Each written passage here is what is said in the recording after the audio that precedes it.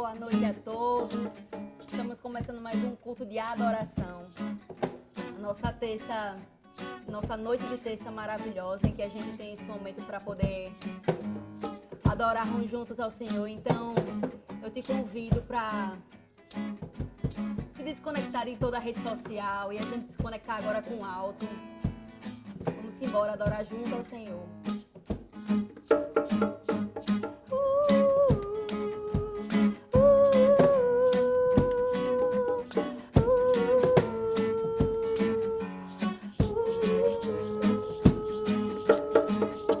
Aquele que tem sede buscar, beber da água que Cristo dá, terá dentro de si uma fonte que jamais se acabará. Aquele que tem sede buscar, beber da água que Cristo dá, terá dentro de si uma fonte que jamais se acabará. A fonte de água viva é o Senhor, e a água é o Consolador, Espírito de vida e louvor, preciso dele. Tu és o Espírito de amor, o meu guia e consolador, enche-me com o fogo do Senhor, preciso de ti.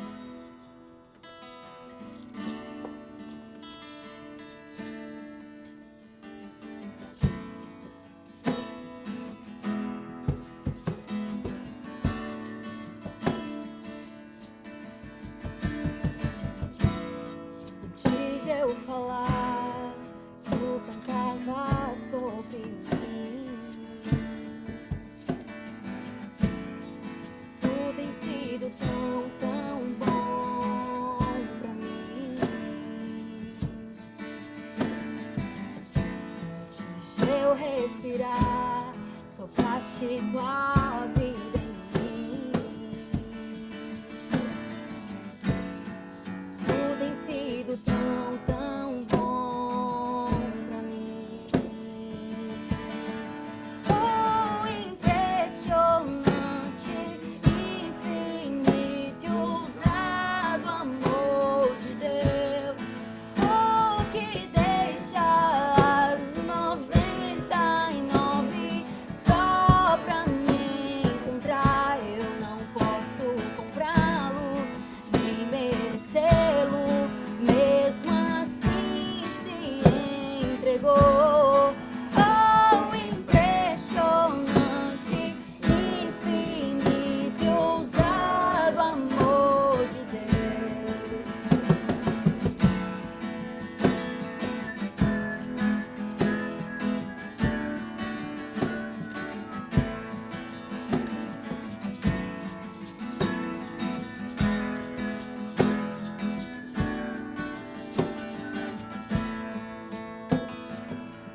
Inimigo eu fui, mas teu amor lutou por mim. Tu tens sido tão, tão bom pra mim. Eu não tinha valor, mas tudo pagou por mim. Tu tens sido tão, tão bom pra mim. Oh, impressionante, infinito e ousado amor de Deus, oh, que deixa as 99 só pra me encontrar. Eu não posso comprá-lo, sem merecê-lo, mesmo assim se entregou. Oh, impressionante, infinito e ousado amor de Deus.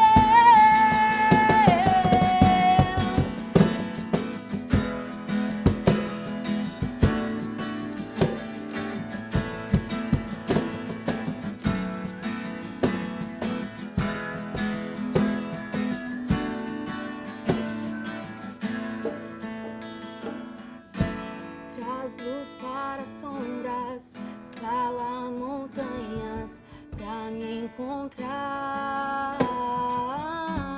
Derruba muralhas, destrói as mentiras pra me encontrar.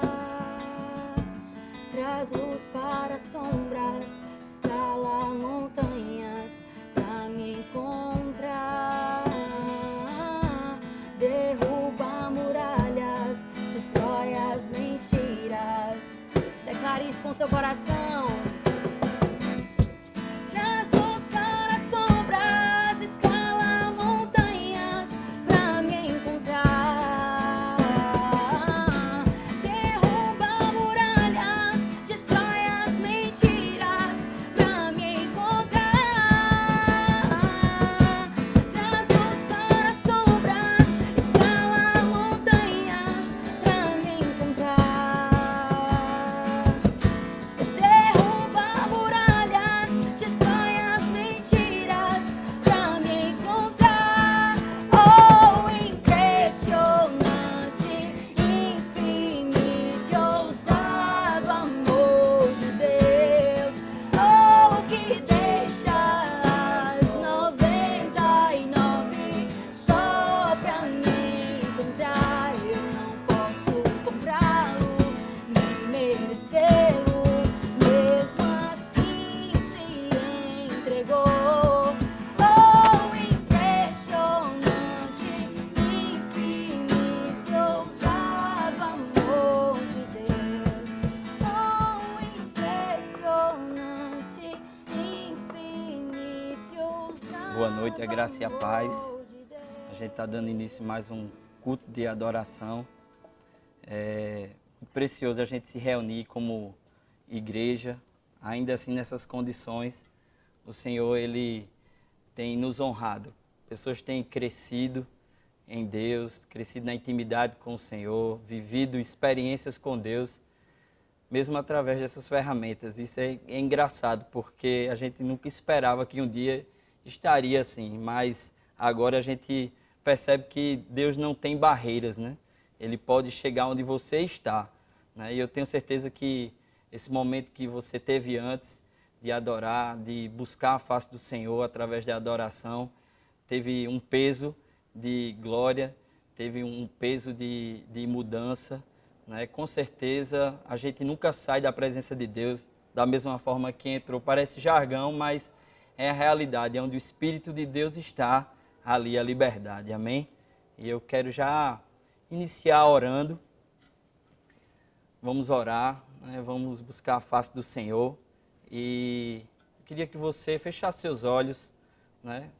Esquecesse um pouco de tudo que está aí à sua volta e realmente comigo colocasse o seu coração, o seu entendimento, né? Aquilo que você é, e buscasse a face de Deus comigo com toda a sua alma e com toda a sua força, porque nosso Deus é digno. É assim, porque estamos na televisão, usando essas ferramentas, o culto ele não fica e nem deve ser menos espiritual, porque Deus está atuando, o reino de Deus está acontecendo, e eu tenho certeza que ao final dessa palavra a gente vai sair mais edificados, vamos sair mais transformados pela palavra, e eu queria que você fechasse seus olhos. Vamos orar. Precioso Deus e Pai, essa é uma noite especial para mim, e eu acredito que para a tua igreja, por estarmos, Senhor Deus, num tempo, Senhor Deus, aonde nós acreditamos ser, Senhor Deus, os últimos dias, Pai. E eu te louvo porque as pessoas, elas têm despertado, Senhor Deus, diante dos sinais, se voltado para o Senhor, buscado a tua face. O temor santo tem caído nos nossos corações, não só o da tua igreja, mas o mundo tem compreendido, Senhor, que as coisas têm mudado. E eu te peço, Deus, que essa palavra nos santifique nessa noite, que o Senhor venha, de alguma forma, Senhor Deus, atingir os nossos corações, Senhor Deus, arrebatar a nossa alma e nos levar para um lugar de abundância, um lugar, Senhor Deus, de crescimento, um lugar de maturidade, Senhor Deus, um lugar onde a gente frutifique, Senhor, e glorifique o teu nome, Pai, e seja conhecido pelo Senhor como árvores de bons frutos. Em nome de Jesus, é assim que eu te oro e te agradeço. Amém. Amém. Essa palavra aqui é fruto de algumas meditações que eu tenho feito, as devocionais que eu tenho feito no secreto mesmo, querendo ou não, esse tempo de maneira obrigatória nos levou, né, para mais perto do que o Senhor Jesus ele fala em todo o Evangelho, uma vida mais simples, uma vida mais secreta, mas que é cheia de recompensas. E muitas coisas Deus tem ministrado ao meu coração e eu quero ministrar a você aquilo que Deus tem colocado, e eu tenho certeza que também vai gerar fruto e recompensas para a sua vida. Eu quero começar com uma frase aqui que diz: se você está pensando em ser cristão, lhe aviso logo que você está embarcando em algo que vai ocupar toda a sua pessoa, inclusive o seu cérebro. Essa é uma frase de C.S. Lewis, né? E tem muito a ver com o que a palavra vai ministrar hoje ao nosso coração, e eu quero já ler um texto com você, se você puder abrir, 1 Coríntios, capítulo 2, versículo 15 e 16. 1 Coríntios, abra aí, capítulo 2, versículos 15 e 16. Diz assim: porém o homem espiritual julga todas as coisas, mas ele mesmo não é julgado por ninguém. Pois quem conheceu a mente do Senhor, que possa instruir? Nós, porém, temos a mente de Cristo. O apóstolo Paulo aqui, ele vai falar que um homem que tem a mente de Cristo, um homem que anda no Espírito do Senhor, ele tem a capacidade de julgar todas as coisas. E é impressionante, porque essa palavra, julgar todas as coisas, é um pouco pesada, porque a gente pensa julgar deve ser algo que vai de encontro com aquilo que Jesus ele fala em sua palavra. Mateus capítulo 7, Jesus ele diz, não julgueis para que vocês não sejam julgados.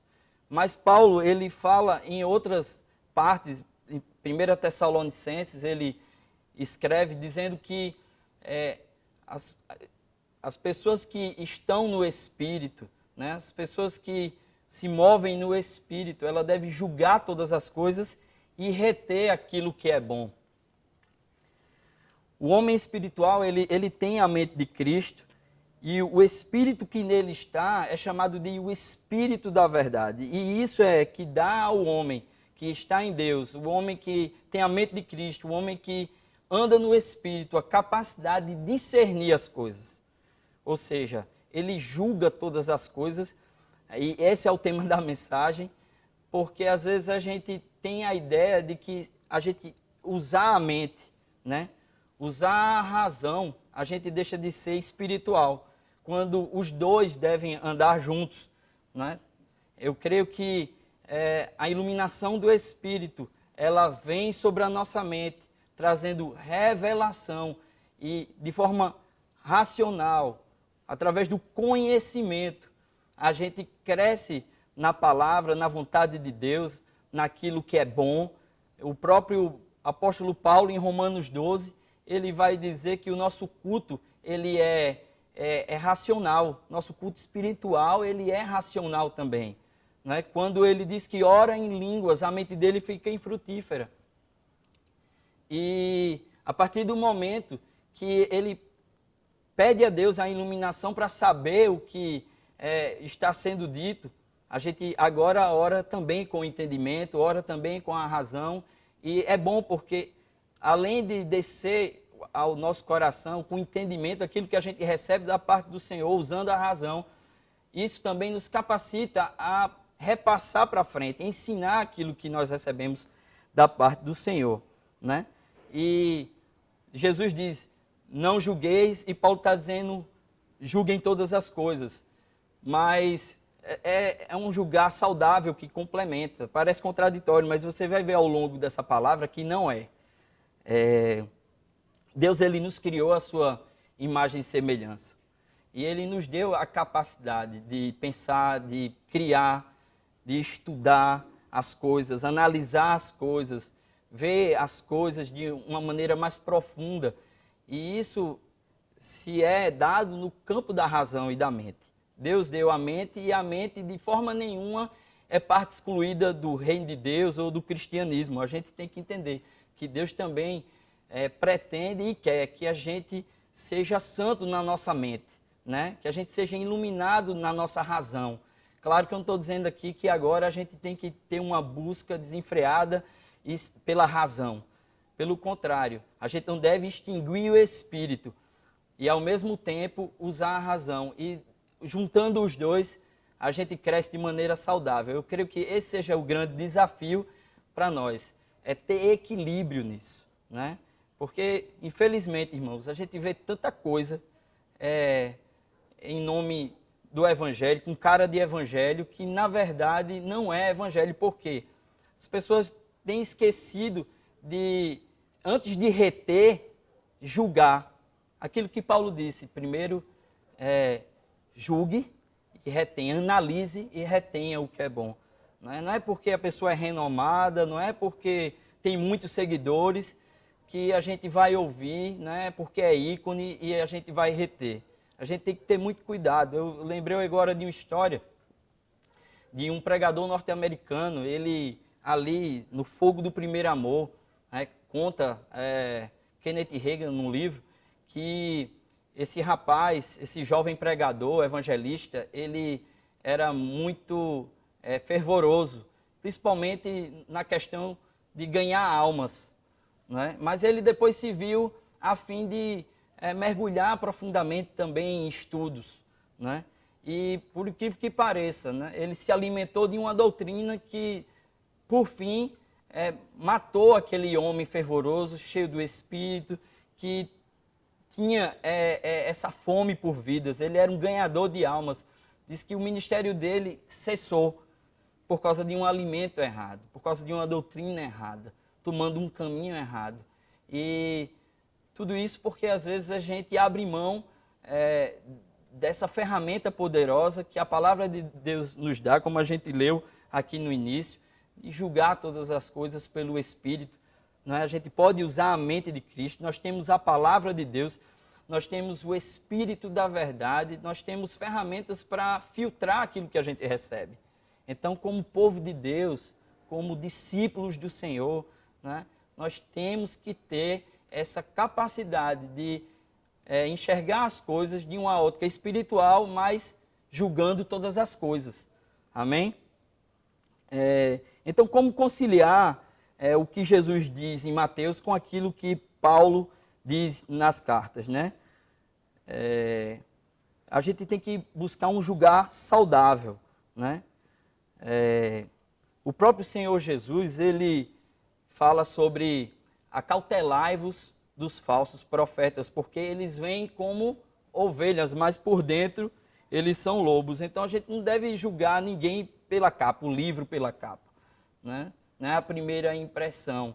Não é também que agora a gente vai ficar desconfiado em tudo. A gente tem um Espírito e com isso a gente é despertado pelo próprio Deus, quando a gente anda com Deus, quando a gente tem empreende uma vida de intimidade com o Senhor. O Espírito, ele nos dá esse sinal. Quando a gente ouve alguma coisa que não é legal, alguma coisa que tem fermento religioso, alguma coisa onde tem heresia mesmo, né? Alguma pessoa que está mal intencionada ali.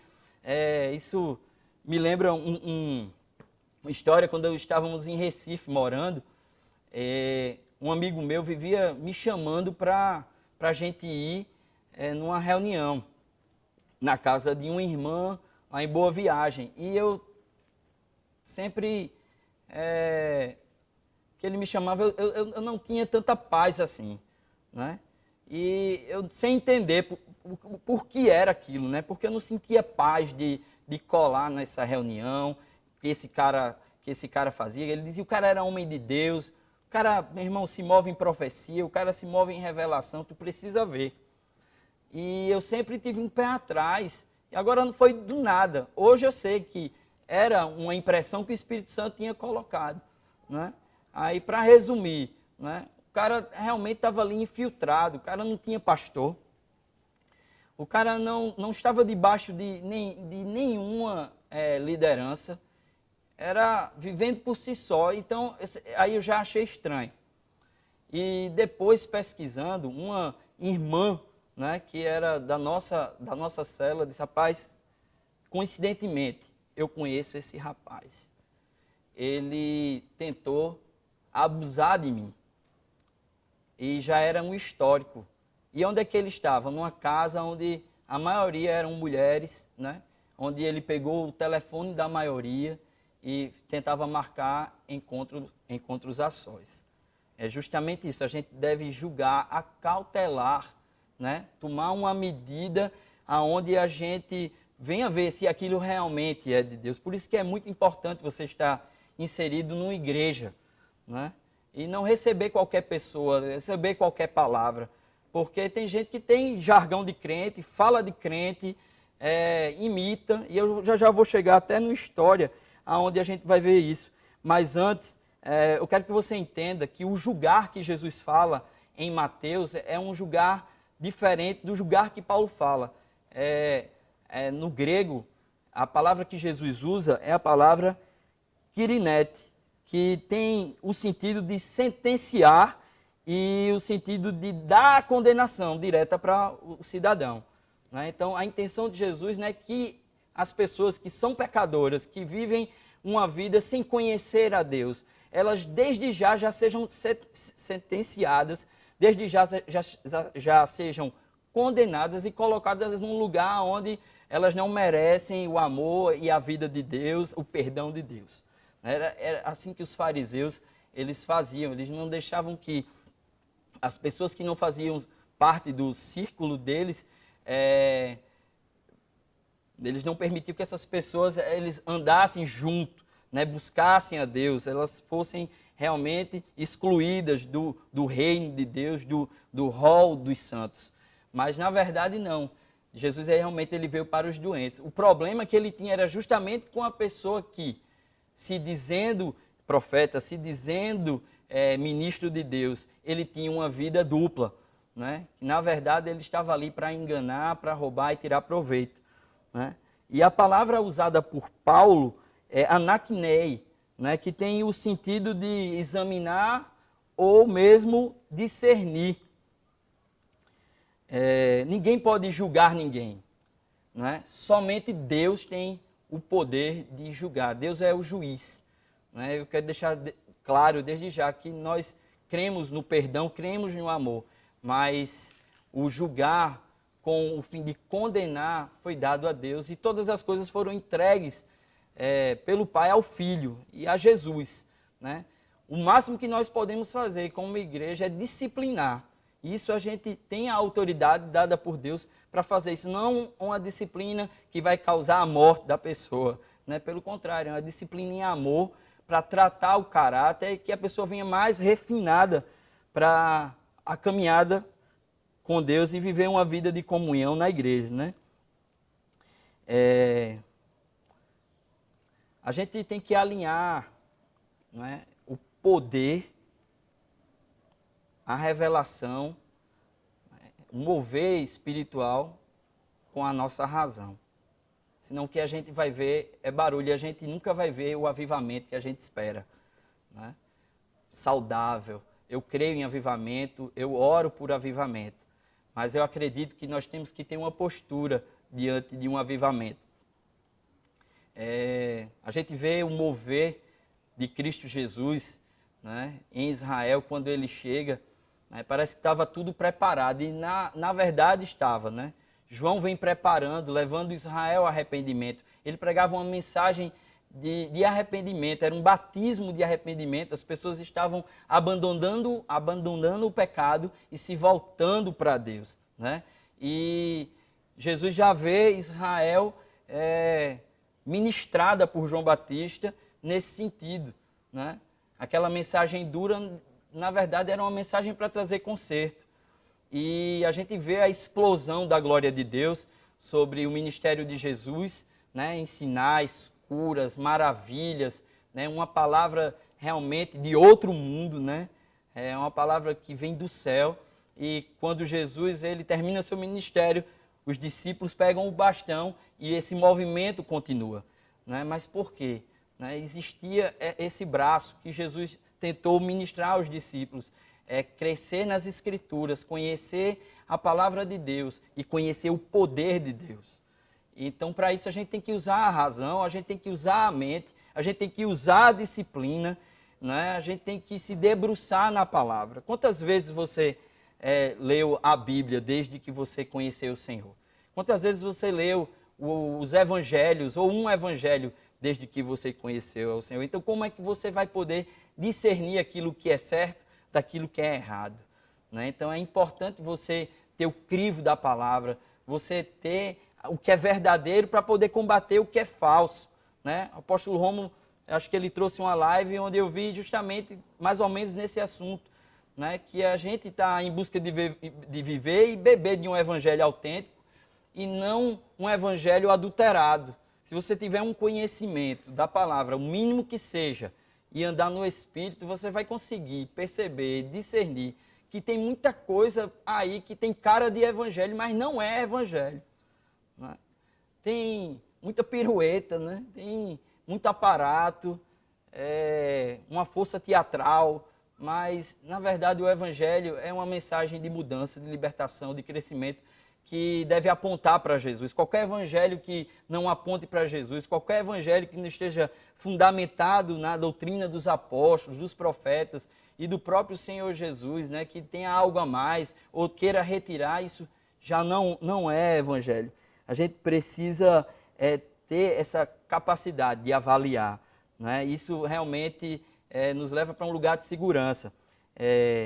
Eu quero contar sobre Josafá, o rei de Judá. ele teve um encontro com o rei de Israel. E é uma palavra que fala também sobre essa questão de julgar todas as coisas. Josafá, ele vai até Israel e se encontra com o rei Acabe, né? E diante daquilo, as pessoas estavam ali, os servos, todo mundo amontoado ali no palácio do rei Acabe. E diante dos seus servos, Acabe, ele diz, Ramote Gileade, ela é nossa, não é? E como é que a gente vai deixar o rei da Síria tomando conta? Vamos ficar quietos diante disso, né? Então, diante daquilo ali, houve um silêncio e o Acabe, ele realmente uma arapuca, ele vira para o rei de Judá, Josafá, e Josafá, né? Ele é intimado, enquadrado a ir para a guerra com o rei Acabe. Acabe disse, se eu for para a guerra, você irá comigo?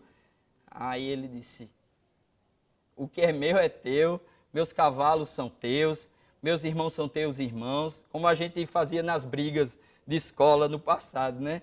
O que dá para mim, dá para você. Então, vamos embora, estamos juntos. Agora, uma coisa só. Antes, vamos consultar ao Senhor. Então, Acabe, ele não tem problema sobre isso. Então, manda chamar os profetas dele. E vem os profetas de Acabe, né? 400 profetas, todos ali na presença, né? Tudo se mexendo em transe, né? Dando um ar espiritual, né? Um ar místico de que ali havia algo sobrenatural. Mas, na verdade, eles cobriram o rei Acabe de uma palavra de bajulação. Acabe pergunta, devemos descer, né, até Ramote Gileade e retomar das mãos do rei da Síria aquilo que é nosso? Então eles responderam, assim diz o Senhor. Eu acho engraçado a ousadia, usar como se fosse Deus falando, né? Como se Deus tivesse liberado essa palavra. Eles usam, né, a autoridade de Deus em mentira, dizendo, assim diz o Senhor. O Senhor já entregou nas tuas mãos, ó rei. Né? E começaram a profetizar coisas boas para o rei Acabe, para impressionar. Mas o rei de Judá era um pouco mais cauteloso e ele foi um pouco mais prudente. E ele disse, tem algum profeta do Senhor que nós possamos consultar o Senhor a respeito disso? Né? Ou seja, ele olhou para aqueles 400 e ele não caiu, né, naquilo. A princípio ele julgou todas as coisas. Ele analisou, ele pensou, isso aqui está estranho. Né? Então chame um profeta verdadeiro. Isso que ele quis dizer em outras palavras. Tem alguém, e Acabe disse, tem um profeta aqui, mas ele não profetiza coisas boas ao meu respeito. Eu não gosto muito dele, eu sou um pouco intrigado desse rapaz. Né? E na verdade ele estava até preso. E manda chamar ele. Então enviam a prisão para chamar Micaías, esse profeta do Senhor, né? Que assim que o servo do rei Acabe chega até a prisão para chamá-lo, ele vai logo dizendo, explicando o quadro, né? Olha, é o seguinte, estão profetizando lá no salão só coisas boas a respeito do rei, né? Por favor, entre em concordância. E é interessante a resposta que esse profeta que estava preso, com certeza ele era íntegro. Ele disse, como vive o Senhor, aleluia. Eu acho muito poderoso, irmãos, quando um profeta da parte do Senhor diz, como vive o Senhor. Como vive o Senhor, eu só falarei aquilo que o Senhor me mandar falar. E o profeta Micaías é levado até a presença de Acabe. E Acabe, olha, está aí, né? Ele chegou. Devo subir até Ramote Gileade para guerrear? Então ele diz, vai, ó rei, vai que a vitória já está nas tuas mãos. E Acabe, percebendo a ironia, o tom irônico dele, vira para Josafá e diz, tá vendo? Ele só profetiza contra mim. Eu sabia que isso ia acontecer. Então ele diz a Micaías, Micaías, diga a verdade. Né? Até quando? Eu quero que você diga a verdade. Então ele disse, vi Israel dispersa sobre os montes, como ovelha sem pastor. E Deus disse, o Senhor, que eles são um povo sem Senhor. E Acabe disse, está vendo, ele só profetiza coisas contra mim. Então Micaías disse, eu vi o Senhor assentado no trono, e em volta do Senhor, na sua esquerda e direita, os exércitos celestiais. E o Senhor falou com clamor, quem irá até Acabe, para que ele suba e guerreie e morra no combate?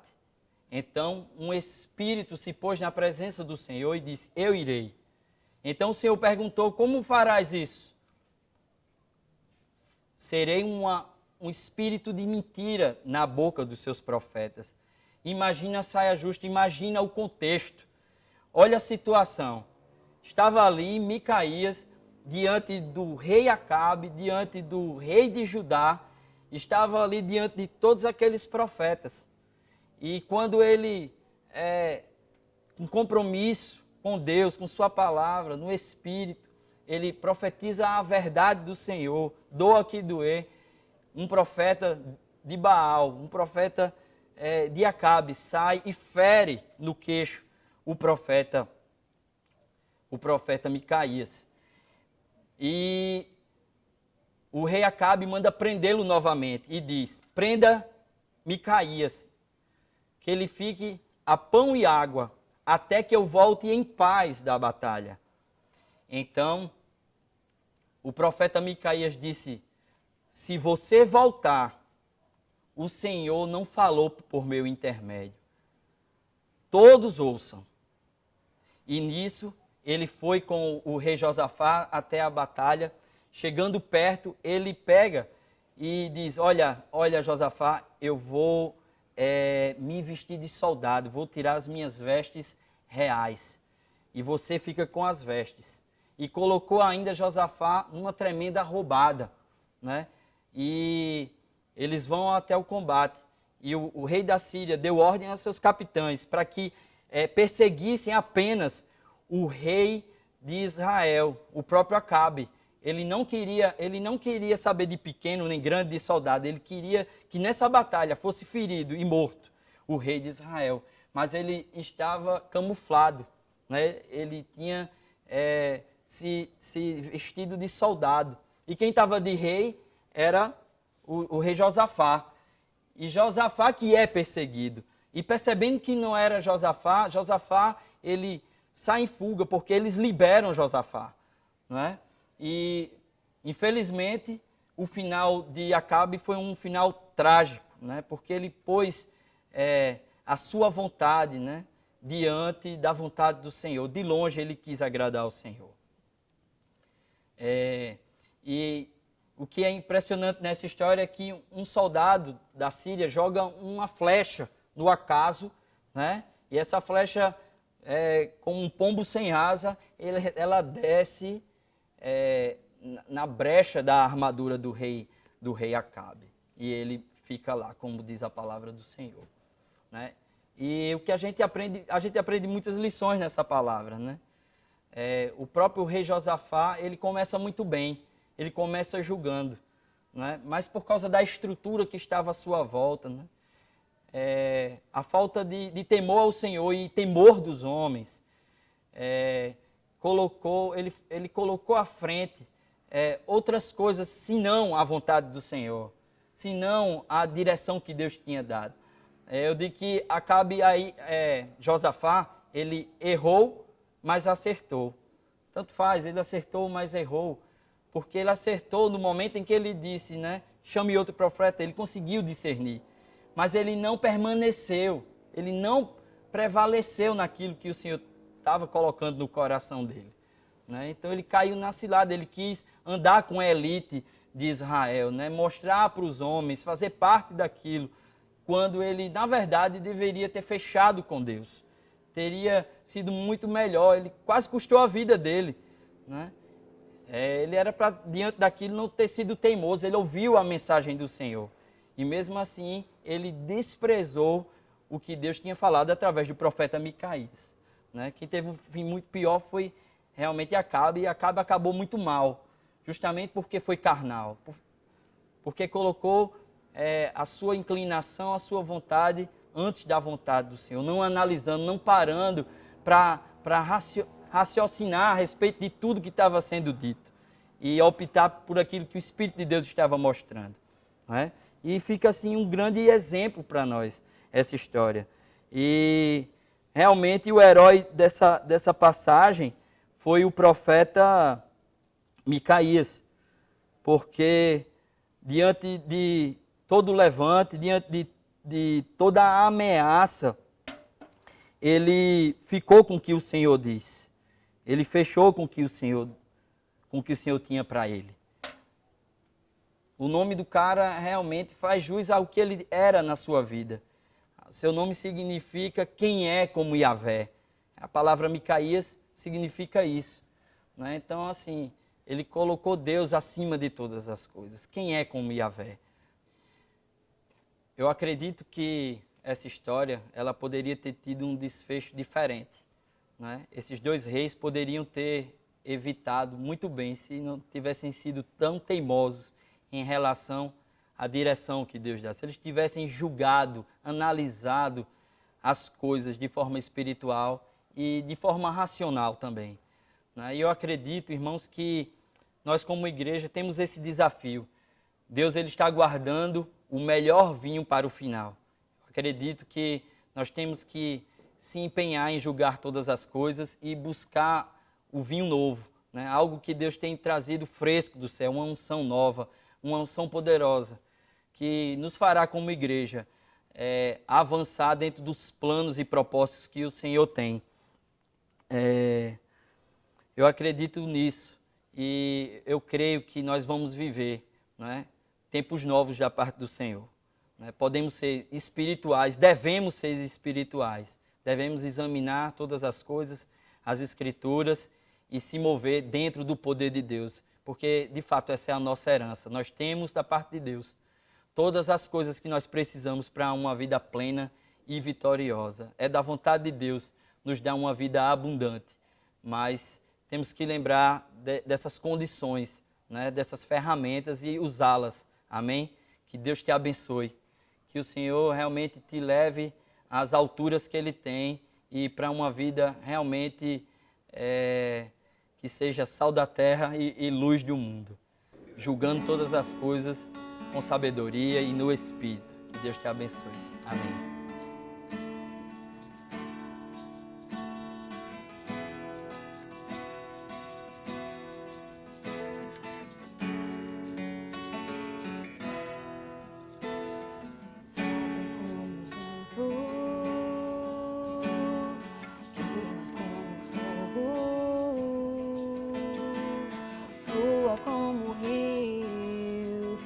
Espírito Santo,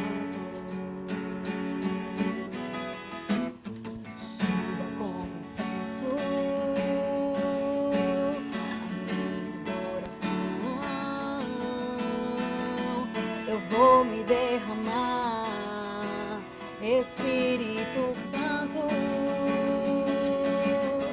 faça queimar.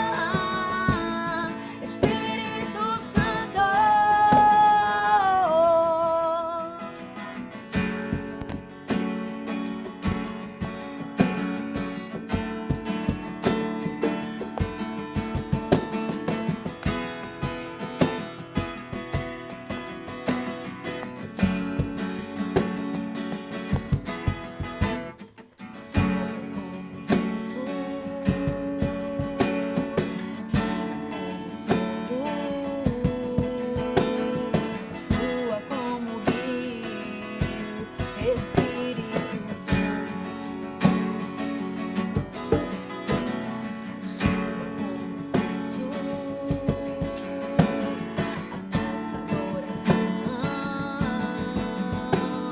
eu vou me derramar. Espírito Santo, faça queimar o teu fogo, faça fluir o teu rio neste lugar. Espírito Santo, faça queimar o teu fogo, faça fluir o teu rio neste lugar. Espírito Santo.